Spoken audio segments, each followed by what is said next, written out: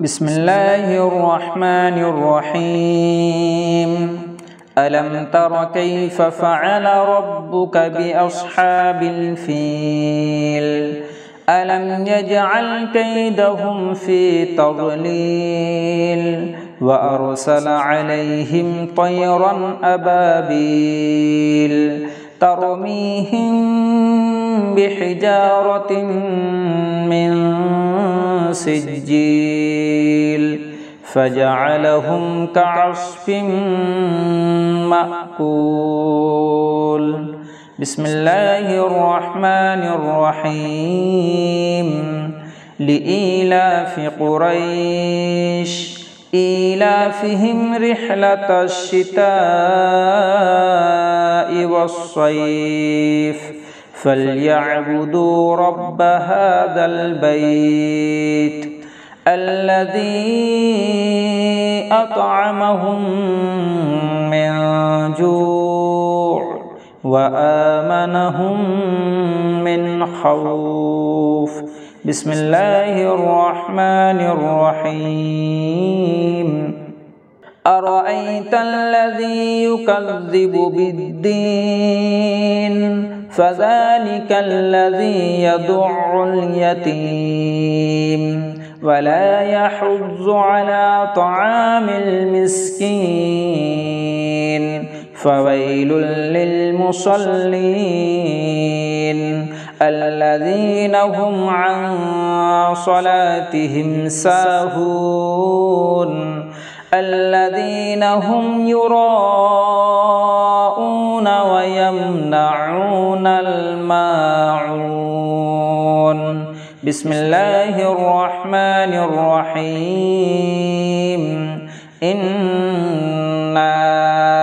أعطيناك الكوثر فصل لربك وانحر إن شانئك هو الأبتر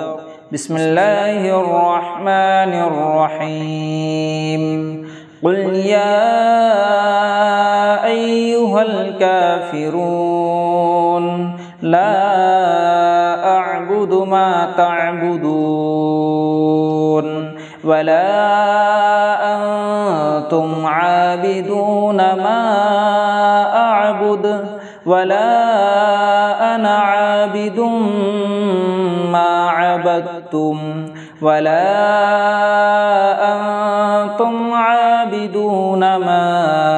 أعبد لكم دينكم ولي دين بسم الله الرحمن الرحيم إذا جاء نصر الله والفتح ورأيت الناس يدخلون في دين الله أفواجا فسبح بحمد ربك واستغفر إنه كان توابا بسم الله الرحمن الرحيم تبت يدا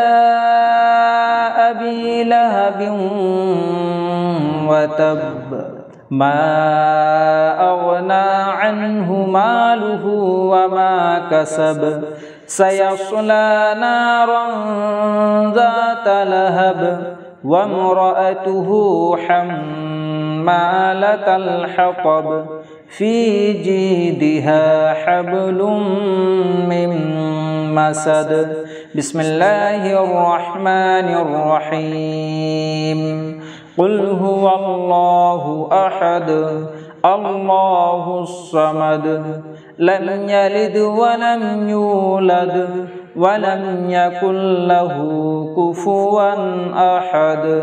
بسم الله الرحمن الرحيم قل أعوذ برب الفلق من شر ما خلق ومن شر غاسق إذا وقب ومن شر النفاثات في العقد ومن شر حاسد إذا حسد بسم الله الرحمن الرحيم